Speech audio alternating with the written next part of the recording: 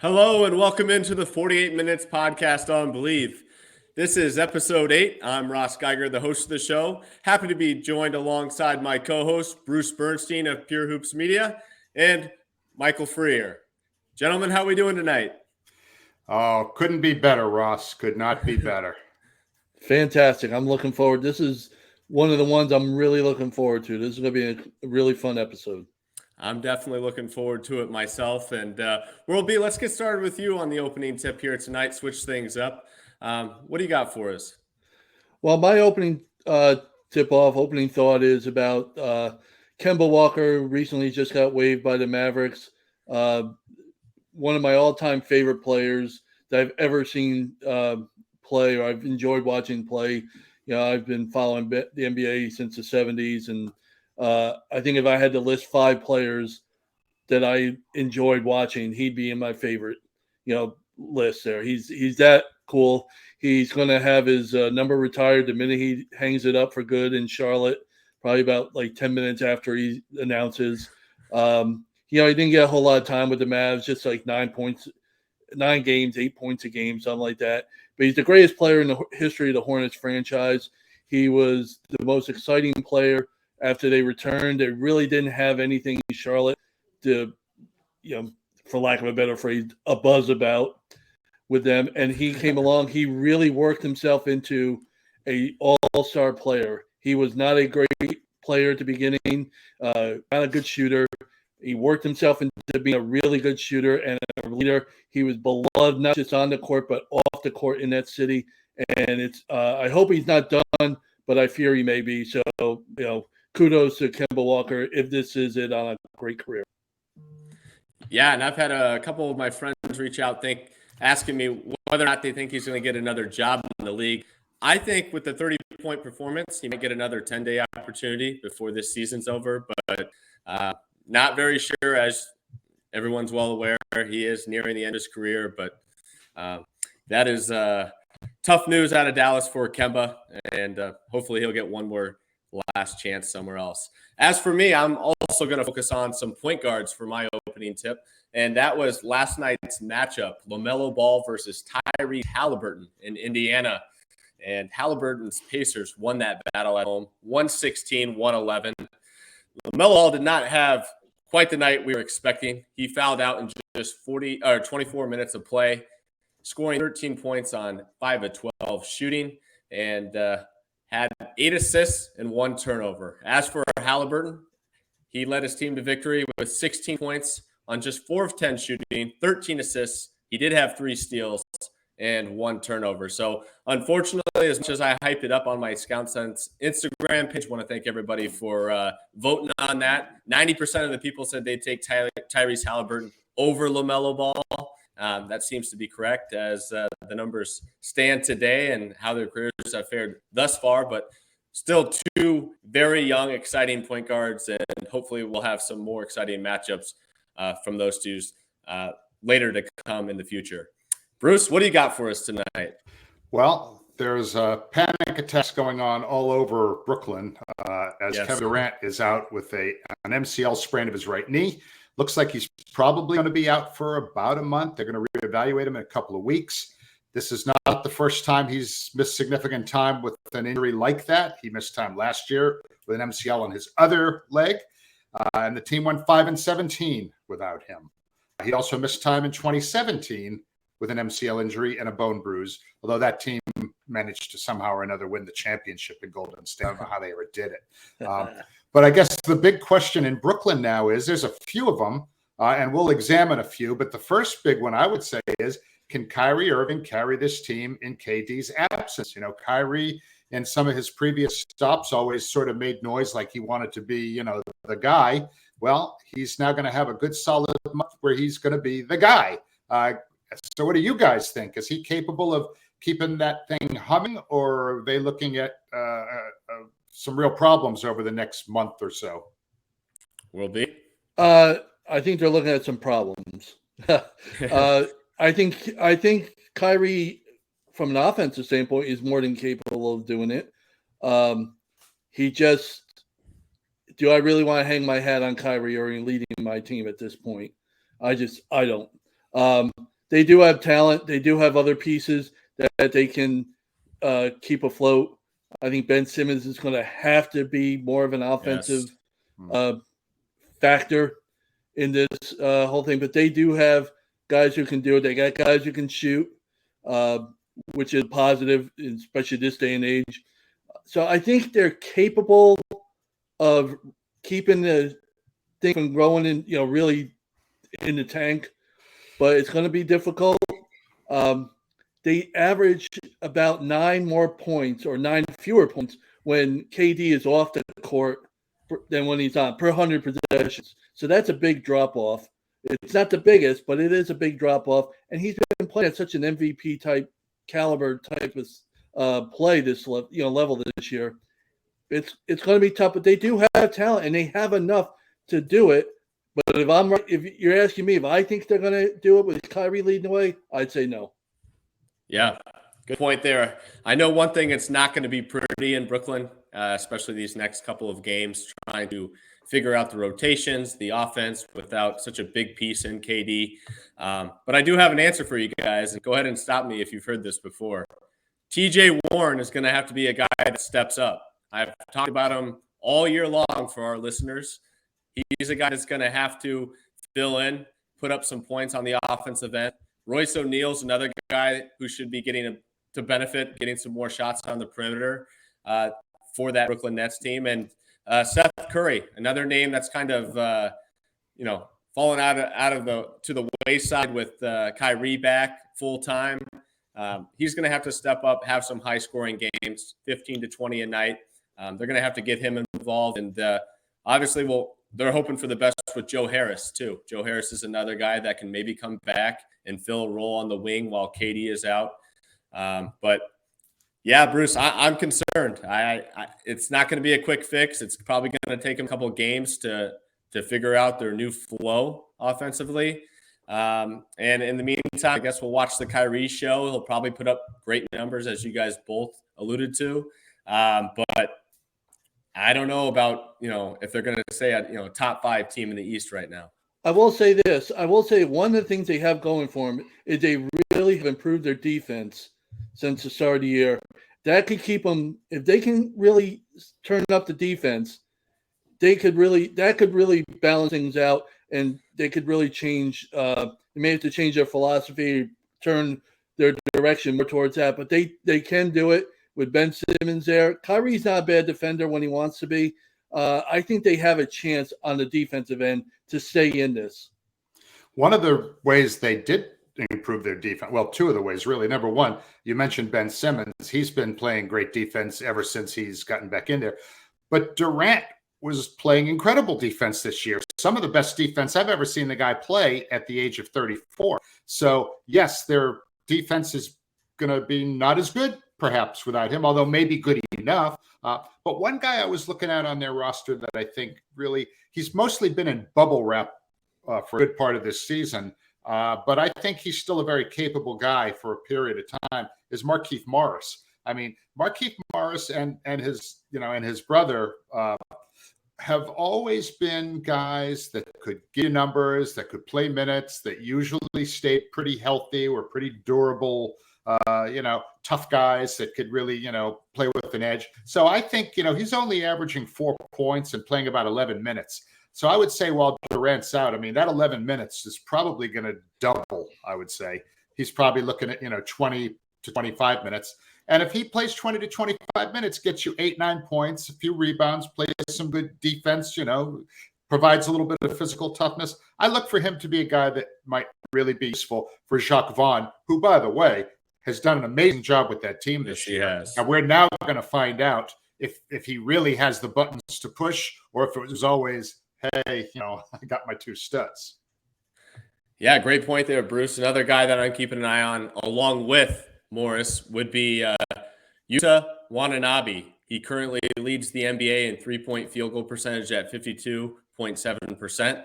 He does have some length. He's a longer forward, so he can kind of fill in that long, lengthy forward position that KD does, at least defensively.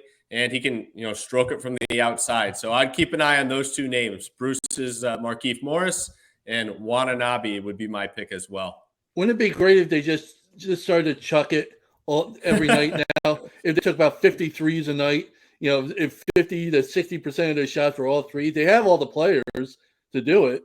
If they want to really go all right, let's try it and just throw up 50 threes a night. That'd be great. Well, go ahead, Ross. I'd say it'd only be great if we were guaranteed to get one Ben Simmons 3 a night. Go ahead, Bruce. How about one Ben Simmons attempt this year? I love Watanabe's nickname, Utah the Shooter. That's a great nickname because he's the dude. He likes to let it fly. Well, look, Brooklyn's next game is going to be on Thursday against Boston. It's at home, so Kyrie won't have to listen to the drunk Celtics fans that I love and revere so much, shouting God knows what at him. But we'll see if, with all of the shots that he's now going to have to take and all the extra ball handling he's going to have to do, we'll see if he's now 30 years old, maybe even a bit north of 30. Let's see if, let's see what he's got. I mean, this is his chance to really show that he can still be the man for an extended period of time. And, they're relying on him. Yeah. And what's interesting about that, Bruce, is Kyrie Irving, I would arguably say, is still kind of battling for a position in the All-Star game, trying to make his argument. This should certainly be the true test of whether or not he's worthy of an All-Star game appearance this year. Of course, missing games to start the season. This is the true test. If you want to make that team, here's your chance. So this is a contract year still for him. Yeah. So this is his chance to really step up and work towards a major payday, which is what the off season was about, and so he's still got a lot to prove for the team, but he's got a lot to prove in getting that big contract after this season from somebody. Absolutely. And one of those teams that Kyrie Irving has been linked to is the Los Angeles Lakers, and that will take us right into our first quarter here. The Lakers now 19-21 on the season, and their crosstown foes in the LA Clippers at 500 now, 21-21. These two teams are going in opposite directions. What have you guys noticed out west between the City of Angels with the Lakers and the Clippers? Go, Mike. Lakers offense is finally in track. I mean, during this win streak, they're averaging about 100, almost 120 points per 100 possessions. Their effective field goal percentage is almost 60. LeBron is playing out of his mind now. He's played in 4 out of 5 games in this win streak, 38 points a game, 9 rebounds a game, 8 assists. I mean, he's just having a ridiculous – he's 20 years in the league. He's almost averaging 30 points a game. We've talked about him before. Bruce has mentioned him. It's ridiculous. But, I mean, since they started 2-10, they're 17-11 since November 13th. That's the 8th best record in the league. So we were dusting them off. Our first show or two, we kind of dismissed them with reason because they weren't, they didn't show us anything. But they're really, they're getting it together. They're doing it without AD, by the way, for the most part. And I think this is going to last. I think they're rolling here, and I think it's going to last. Nobody can tell me, after what we've seen from LeBron James in the past month plus, let's say the last 5 weeks, since December 2nd, let's say, all right. I've been saying for more than 10 years that LeBron James, when he hangs up his sneakers for the last time, will go down in history as the greatest individual basketball player ever. And the Michael Jordan crowd relentlessly, heckles me over this.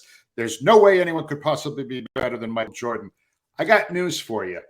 In year 20, LeBron James is playing like prime LeBron James, all right? He's the fastest guy on the court. He's the most explosive guy on the court. His basketball IQ has layer upon layer upon layer of knowledge after all these years.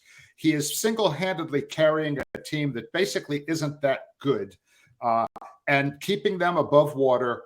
And then, sooner than expected, Anthony Davis is going to be back. But he's been, since December 2nd, he's averaging almost 32 points, almost 8 rebounds, more than 7 assists, playing 36 and a half minutes a game in year 20. Okay. I'm sorry. We have never seen anything like this. And I promise you, I will never back down from the fact that LeBron James is the greatest individual player we have ever seen in this game. And that's really, there's more to say about this team, but I couldn't feel more strongly than I do about his greatness. Yeah, and I think what's great about this team right now is they're starting to get solid contributions from guys they signed this offseason and are heavily reliant upon, obviously, with just their lack of depth on the team. Dennis Schroeder is starting to play exceptionally well for this ball club. He's put up 20-plus points in, I think, all 4 of his last games for this team during their streak. They got Thomas Bryant playing at a high level. He had out the year before, battling injury. He brings a ton of energy. I know he's been mentioned by me on this pod earlier as someone to keep an eye out for. And Russell Westbrook, as much crap as we gave him at the beginning of the year, he's found a really nice niche off that bench for that team. And just the other night, he came an assist shy of a triple-double, kind of back to his old ways and really playing within the Lakers system now and not just out of control, trying to force things. And this team is starting to gel, and it's gelling at the right time. LeBron, Bruce, as you said, is playing the best ball of the season right now. And Anthony Davis, it's reported that he has been doing individual workouts. They're continuing to monitor it, but all signs and all reports back from the coaching staff is that he's continuing to make steady progress and should be back soon. So definitely the Lakers are on the upswing, and at this point, I think they're going to make the playoffs. Just a half a game behind the Suns and a game behind the Warriors. I mean, it's just incredible where they're at from where they started. They're in 11th. They're in the number 11 spot right now. Okay. But they're 1 game out of the 6th spot. Because that's where the Clippers are. Those teams are so bunched up in the West near the bottom of the, over, 6, 7, 8, 9, 10, 11, right in there. It's really, it's super tight. There's only 5 teams in the West, by the way, that have a winning record. Wow. Yeah, it's a mess right now. Wow. Well, so LeBron, as we said, he's 423 points away from becoming the all-time scoring leader. I had predicted February 11th on a recent show. I'm still going to stick with that, although the way he's been going, it might be sooner, okay, because he's just been, crushing it lately. But I love what Thomas Bryant has done. I'm looking at their last 7 games because they've won 5 straight and they've won 6 of 7. So I'm kind of taking that 7-game stretch. During that time, Bryant is averaging 19.7 points. I mean, that's a big scoring number for him. Over 12 rebounds. He had a season-high 29 versus Sac in that controversial game on Saturday. You talked about Russell Westbrook. Again, last 7 games, 15 points, 7.6 rebounds, 9.6 assists. Okay. It's big numbers for him. The team has 7 players averaging double figures. One of them is AD. But it just goes to show you that there are some guys that they can put out there that we really did. We kind of threw dirt on them earlier in the season, but they're definitely alive and kicking. Not so much, though, their fellow tenants, though, at the formerly known as Staples Center. Yeah, the Clippers are struggling right now and struggling to stay healthy. I mean, I think that's always kind of been their MO with Kawhi Leonard, but now Kawhi's back. Paul George is sitting. Paul George is out. Batum was hurt. Norman Powell's been hurt until recently. They just have not been able to put that whole nucleus together and have them healthy at the same time. And, a concern I have for the team as well is their point guard play. I mean, much respect to Reggie Jackson and John Wall. They're, of course, solid NBA point guards, but they're just not consistent guys. Those guys are roller coaster rides, and it goes well with this season for the Clippers. It's been a roller coaster, to say the least. You mentioned how they've been injuries have hurt them. They've been guys in and out of the lineup, and it's true. But even when they were together, it's not as if this team was championship material. I mean, they've only had George and Leonard on the court together for 11 games at the same time, but they're only 6-5. Since Kawhi came back on a regular basis, 18 games, they're only 8-10 since Kawhi returned. So, I mean, they just haven't gelled at all this year. And if you want to say it's because of injuries or whatever, that's fine. But I'm looking at them, you know what? When Kawhi returned, the day he returned, the Clippers were 28th in offensive efficiency. Now on a Monday, January 9th, they're 28th in offensive efficiency. Wow. I mean, nothing's changed. They're the same team they've been. They're terrible on offense, and it's going to cost them a real legitimate chance to do damage in the playoffs because they have a really top-notch defense. But they haven't gelled all year, no matter who's together, whether they have guys healthy or not. So I don't see how this is going to change as the season goes on. They're in their 6-game losing streak that they're currently on, which, by the way, is the longest losing streak of the Kawhi PG-13 era since they're playing the worst basketball since those two have been with the franchise. They're losing those games by an average of 10.5 points a game. So some of the games have been close. One or two have been not close, and one's maybe around that 10-point average. They're currently tied for 6 with Golden State. Golden State is tied for 6. Talk about a team we kind of threw some dirt on. So they're right up. So these teams are all backing up to the Clippers now. Lakers, same deal. They're as we said a few minutes ago, number 11, only a game behind, although they play later this evening, Monday. But the Clippers on Sunday, they had an 11-point lead against Atlanta with under 7 minutes to go. Lost the game at home. Okay. Reggie Jackson has just been abysmal. In fact, Ty Lue took him out of the starting lineup for that game. He was replaced by Terrence Mann, who did okay. But Reggie Jackson is averaging just 3 points in his last 4 games, shooting just 22% from the floor. Now, that's a slump. That's a 4-game sample. So he may very well bounce back, score sometimes, they'll have those things. But the next 2 games for the Clippers aren't exactly gimmies. I mean, yes, they're both at home, but they get Dallas and then they get Denver. So, you would think that it's a very good chance they're going to lose both of those games at home, given the way that they're playing right now. Yeah, I think just to sum everything up here with the Clippers, their biggest weakness is consistency, whether that be their health, their offensive play, or even their defense. I mean, just to kind of drive home how inconsistent this team has been, I would argue their most consistent player all season has been Zubac. Zubac, their center, has played very consistent for that team, really doesn't even have a backup 5. And he just continues to be the anchor of that defense, grabbing rebounds and, getting stops around the basket. But, if Zubac's your most consistent player when you have the names of Paul George and Kawhi Leonard on your team, you're probably not a very good team. So they've got to figure something out in a hurry. But that leads us right into our second quarter here, speaking of names. And, there has been a trend going viral on social media discussing the international starting 5 versus a domestic starting 5. So I thought it'd be fun here if we would go ahead and pencil in and see who World and Bruce would pencil in as their starters for both teams. And then ultimately, once picking their starters, who would win the game? Bruce, let's start with you and give us your international starting 5. Okay, starting at center, Nikola Jokic, averaging 25, almost 11, 9.5 assists. Unbelievable player. MVP favorite again at this point, I would say. At one of the forwards, I've got the Greek freak, Giannis Antetokounmpo, 32 and almost 12 rebounds. Now, at my other forward, you might expect me to just take Joel Embiid and say front court, but I decided to go with an actual forward for my other position. So I'm taking Pascal Siakam of Toronto, the only guy who's doing anything for that team this year, averaging nearly 26. My backcourt is, no-brainer, Luka Doncic, 34, almost 9 boards, almost 9 assists.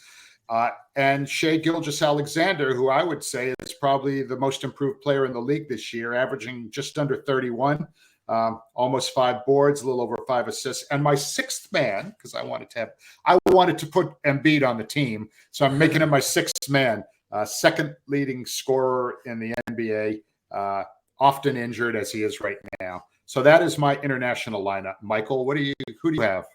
Basically, it's hard not to have around the same players.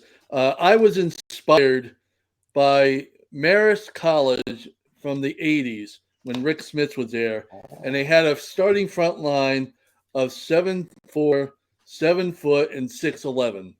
Okay. So that being said, I went big on my lineup for the international team. I have Giannis, the Joker, and Embiid as my front line. Let's see somebody try and get a basket in there, and you better make it because you're not getting the offensive glass. And then at the two guards, I put Luka and SGA. I know they're both basically point guard, but I'll play one off the ball. I'm sure I'll be just fine. And Siakam, I have as my bench guy. We talked about him a couple weeks ago. He's just a steady, great player, and he's having another All-Star caliber year. So, Russ, tell us about that team. What do you think? What's that team's strengths? What makes them an amazing unit to watch play? I mean, first of all, the length on both of your teams. I mean, whether we start Giannis at the 3 or Siakam comes off the bench as a versatile 3-4 for either of your units. I think the defensive length is great defensively. SGA has that length defensively with the guards as well. But really, obviously, I'm going to focus on the offense of the international team. And what I think this group really would buy into is team play. I mean, these guys are not going to do a ton of isolations. It's going to be great ball movement. And who's that ball movement going to go through?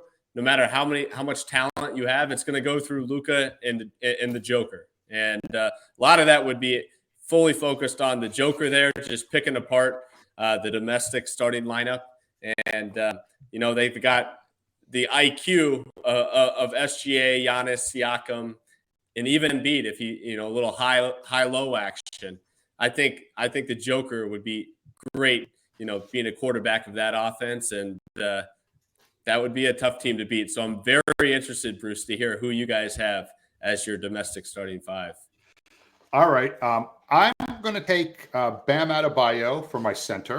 Bam is averaging 21, almost 10 boards, 3.1 assists, and he's a guy – I'm not saying he's like Joker, but he's a guy that you can run a lot of your offense through. He moves the ball well. He's a good passer. He's not Nikola Jokic, but he's a really nice energy guy, and he's got a great motor. I always enjoy watching him play. At one forward, I mean, look, LeBron James, I said it all before, nothing left to add, the GOAT. The other forward, I'm going to take Jason Tatum because I'm a Boston homer, and I just can't help myself. Also, to me, he's right there among the scoring leaders, getting rebounds, dishing, playing great defense. In the backcourt, although he's injured right now, he will be back eventually. I'm going to take Stephen Curry, greatest shooter in the history of mankind, averaging 30, leading the league with 5 made threes per game. And at the other guy, I'm going to go with Spider, Donovan Mitchell, Mr. 71-point performance last week, helping take Cleveland to a higher level this year. We expected them to be better, but he's made them borderline elite.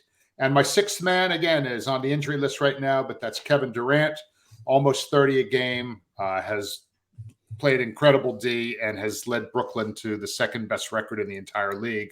Hopefully, he'll be back healthy reasonably soon, Mike.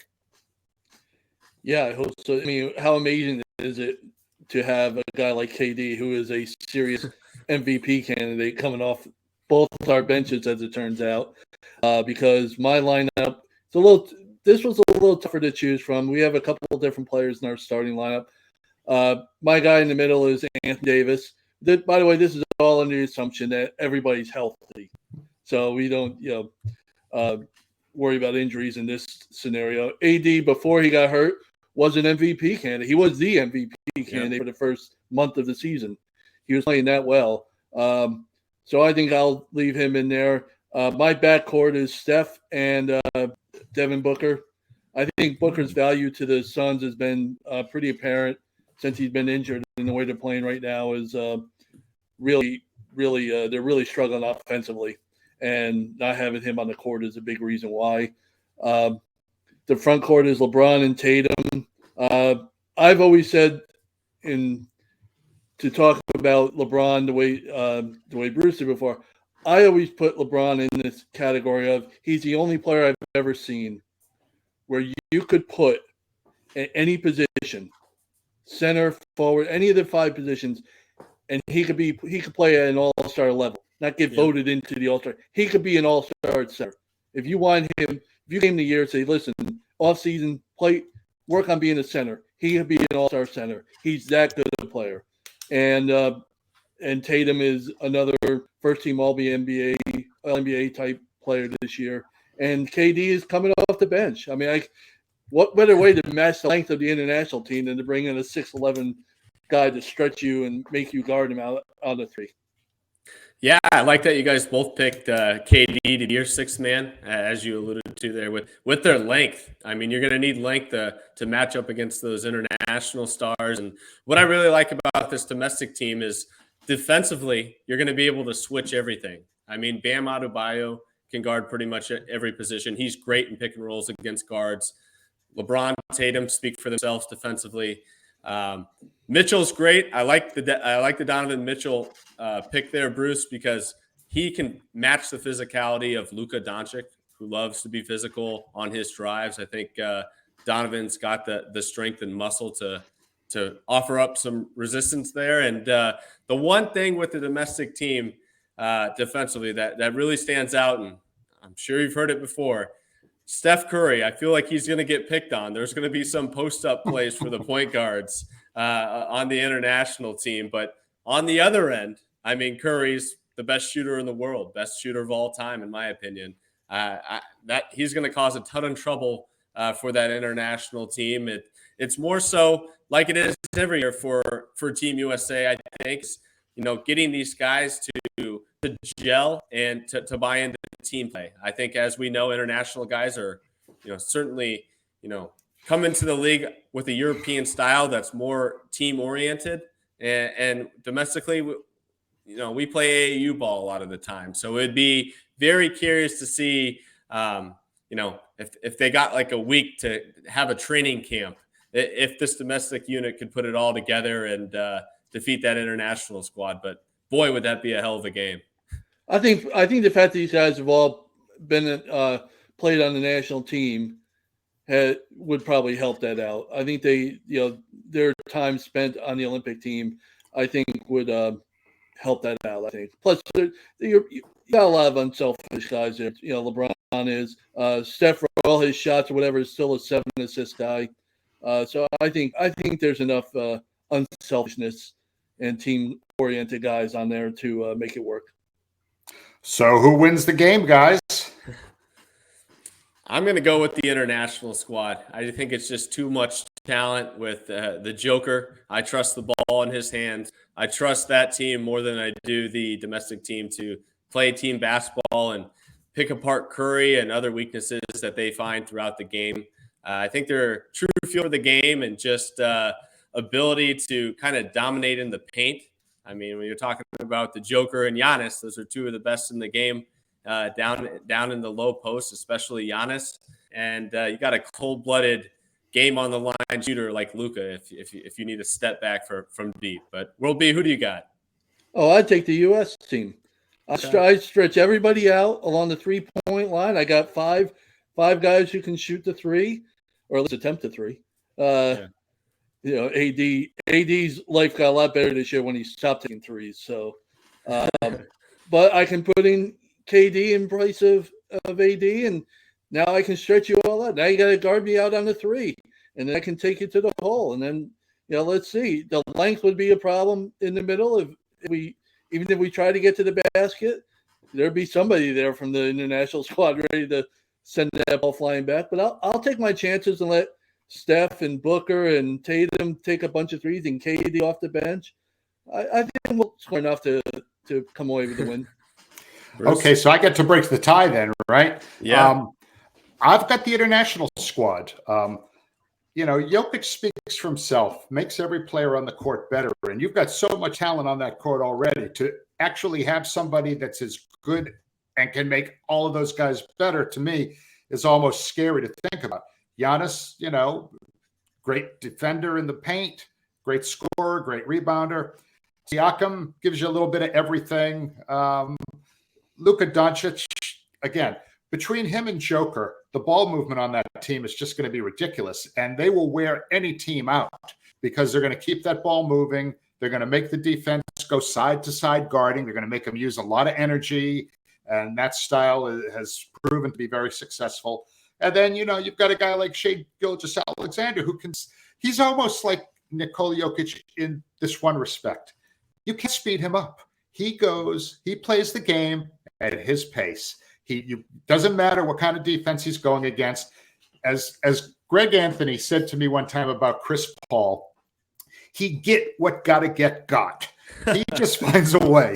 He get what gotta get got. And that's Shai Gilgeous-Alexander, and then you got Joel Embiid. So to me, it might go to overtime, but I got the international team winning this one. One factor we didn't consider, are we playing? I'm under the assumption we're playing under NBA rules, but wouldn't it be fun if we played international rules and you could swipe the ball off the rim? Big advantage for the international team, in my opinion. For everybody out there, by the way, take the over. Yeah. Well put there, will be. Well, that would be one heck of a game. And for the third quarter, fellas, I also wanted to play a game. We're going to call this segment Too Cool for School. And what I'm going to be doing is testing Bruce and World B's knowledge on certain NBA players and where they played their college ball. And so, do you know where they went to school and played ball? Or are you, in fact, too cool for school? Or too stupid for 48 minutes, one or the other. So I'm going to be nice. I've got 5 players here. I'll start with player number 1, and I'm going to start you off with a nice soft toss with Blazers star, former lottery pick, Damian Lillard. Damian Lillard went to Weber State. Yes, he did. That is correct. Yep. In the Big Sky Conference. So we're 1 for 1 here on the show. So wait, are we getting individual questions? Because, I think it's going to be assuming I'm going to get it wrong, then Mike's going to have to clean up my mess, right? The first, I assume it's going to be the other way, but that's fine. So the first to answer wins. So we'll give Bruce one. So we got to go ding.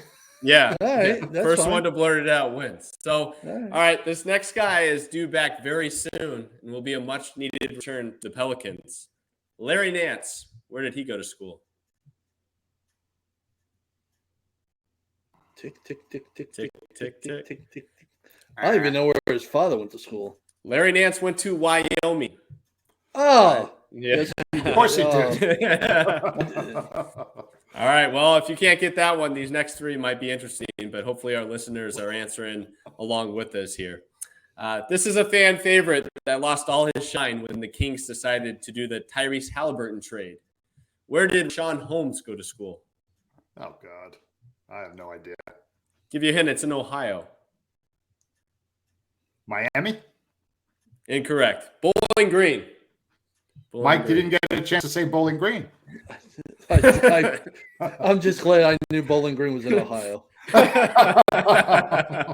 right, moving right along here. Currently leads the NBA in three-point field goal percentage. Yuta, the shooter of the Brooklyn Nets. Where did he go to school? Washington? That's correct, George Washington. I meant the University of Washington, but I'll take I'll give you half credit there. I gave you more credit than you deserve. But I deserve no credit. all right. Well, I know it's in D.C. Do I get anything for that part? no. Yeah, nothing. Yeah, that's a dead giveaway with the school name. Darn it. All right. Last but not least, World B, you need one for the tie here. Oh. Fresh off an impressive 26-point, 8-rebound night versus World B's Orlando Magic. Anthony Lamb of the Golden State Warriors. Where did he go to school? Haven't a clue. Was University of I don't know. No, I'm thinking of Jeremy Lamb went to UConn. It's not it. No. Anthony Lamb didn't go to UConn. I have no idea. Anthony Lamb went to Vermont. So hopefully you guys learned something there along with our listeners if they didn't get those trivia questions right. But next time, I guess I'll make it a little easier. But at least we got one in Weber State, and we all learned something, right? I know the nickname for the Vermont team. Do I get like a 10th of a point for that? What is it? I don't know that. The Catamounts. Catamounts. Okay. Nice. So, yeah. Props there. Yeah, well, whatever. Okay. All right, moving right along No, here. wait a minute. Now you can only go to University of Vermont. I thought unless if your name is Ben and Jerry. If you don't, you're not allowed to go there. That was cold. Yeah. I get Good a one quarter of there, a Bruce. point for trying to be funny there. Yeah. Good effort. All right, We moving could right tell. along. Back to the serious talk here for our fourth and final quarter. Let's get into our mid-season awards. Bruce, I'll let you start us off here. Who are some guys as we reach the midway point into the season? Are you eyeing for the mid-season awards? Do you want me to just kind of go down my list of 5? Okay. For MVP, I got to give it to the Joker. There's just, his team is right on top of the conference, the Western Conference, right up there among the best records, does it all. Here's a fun fact about him. He's number 3 in the league in assists. We've talked about that repeatedly. Of the top 10 assist leaders, 9 of them are point guards, and then there's Jokic. Boom. That's pretty impressive. Nuggets tied for the top seed in the West with Memphis, third best record in the NBA. Gotta give him the three-peat. Coach of the year is a very tough call between Boston's Joe Mazzulla, Brooklyn's Jacques Vaughn, and Willie Green of New Orleans. But my vote goes to Mazzulla, and it's not just because I'm a homer. Celtics are 28-12, best in the NBA, best road record. He replaced Ime Udoka on the eve of the season, and the team hasn't missed a beat. They lead the league in scoring differential and points per game. So I'm saying, Coach Mazzulla, you're my guy. Rookie of the year is Michael Freer's favorite young player, Paolo Banchero, 21.4, nearly 7 rebounds, nearly 4 assists. Old man strong, doesn't look like a rookie out there. Looks like a guy who's been out there against this competition forever. Very mature individual. My number 2 is Benedict Mathurin, also known as Mathurin. 17 points a game, 64 3-point field goals, third among rookies. My most improved player, I'm giving to SGA, just under 31 a game, number 4 in the NBA. My number 2 most improved player is going to go to Tyrese Halliburton, leading the league in assists. And my number 3 most improved player, I got to give it to Lauri Markkanen, who's averaging over 24 a game, 8+ rebounds, and shooting 53% from the floor. So we can do our all-NBA teams maybe after Mike does his, guys. Is that cool? Yep. Right. Will be. Well, there's not a tremendous amount of drama here because we have a lot of the same winners here. MVP was the toughest one for me. We've talked about that before. There's really about 6 legitimate candidates. I think you could make a legitimate case for. I went with the Joker, just slightly over Luka, and the only reason is, his numbers alone. He's averaging almost a triple-double.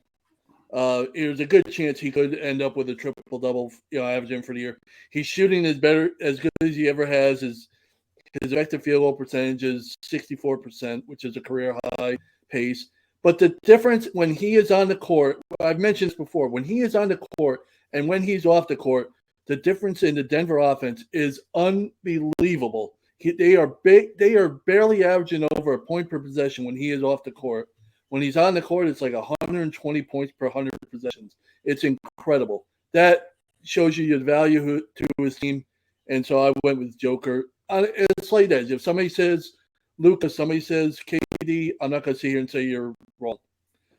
Coach of the year, Bruce said he didn't choose Joe Mazzulla because he chose him not because of the homer. Well, I'm taking Joe Mazzulla because I am a homer. He's a Mountaineer, so I'm taking Joe Mazzulla. I'll bypass all the fact that he's a Celtic, but for everything that Bruce mentioned, taking over a team on the eve of the season in that fashion, relatively inexperienced as a head coach or as coaching experience, and he comes in there and is leading the team, the best record in the league, the best offense in the league. They're clicking. At this point, they'd be the favorites to win the title.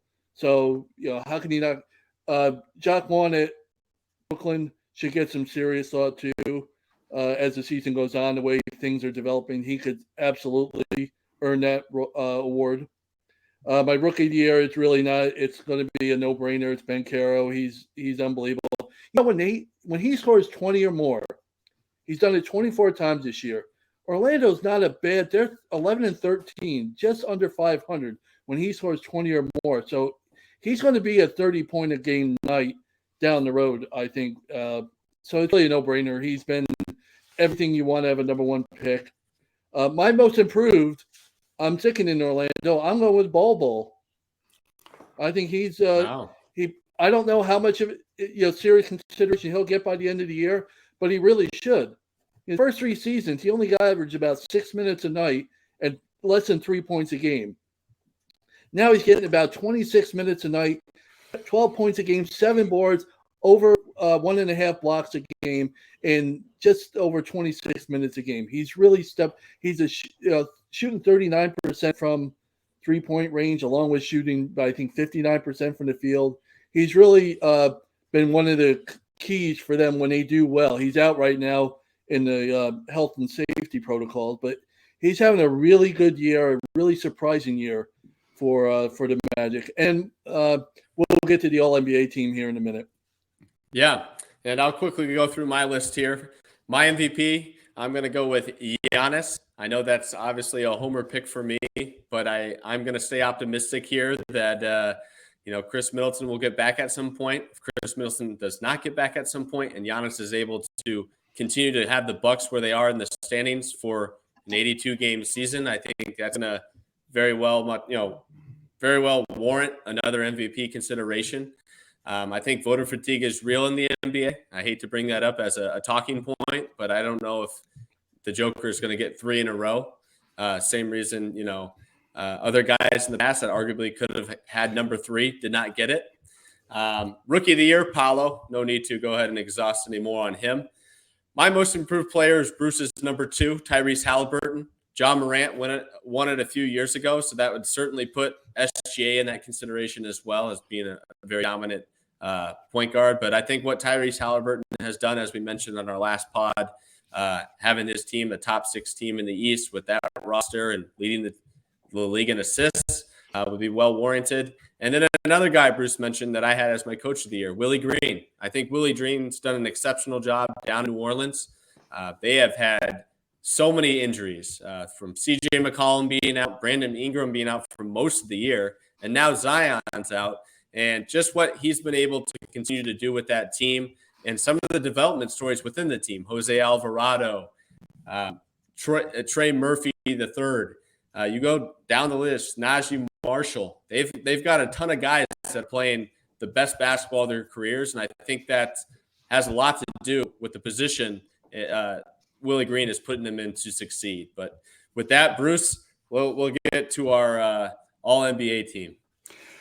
All right. So unlike when I picked my top squad before, this time you can do 3 front court guys and 2 guards. So that's the way I'm going. And I didn't realize it when I picked this team, but in looking at it now, my All-NBA first team are all international players. I've got Jokic, I've got Embiid, I've got Giannis, I've got Luka, and I've got SGA. That's my first team. And I didn't even consciously say, it was just, to me, amazing that that's probably the first time I've ever felt that way. Second team, if anyone cares, same deal, 3 front court guys, LeBron, KD, Tatum, backcourt, John Morant, and Donovan Mitchell. Michael? My first team, I went with Luka and the Joker and Giannis, and I went LeBron and Jason Tatum. I think they're LeBron in year 20. We just mentioned at the top of the show. The numbers are incredible. He's going to be a 30 point a game night and a player, points per game. And Tatum is the best player on the best team. He's elevated his game. It's unbelievable to leave a guy like KD off, but he can only have 5, so he just barely. They tip off the ball and he's already subbing in. That's how close it is. So it's an incredible season for offensive individual performances. We talked about last week.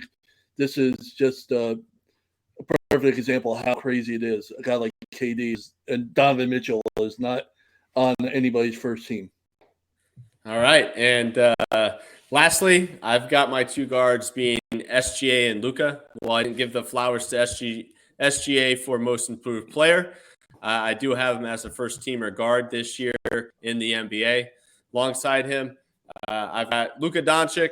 I think that man speaks for himself, what he's doing in Dallas single-handedly this season, putting up historic numbers, historic nights. I've got the Joker because he arguably could become a 3-time MVP, and I would not have an argument why he shouldn't.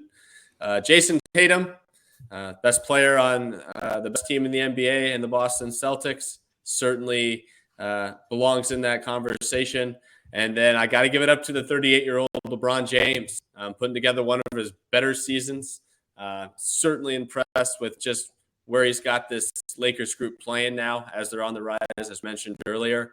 And seems like we're all kind of clicking on the same wavelength here with our All-NBA team, but it's truly hard to argue the names that we threw out there.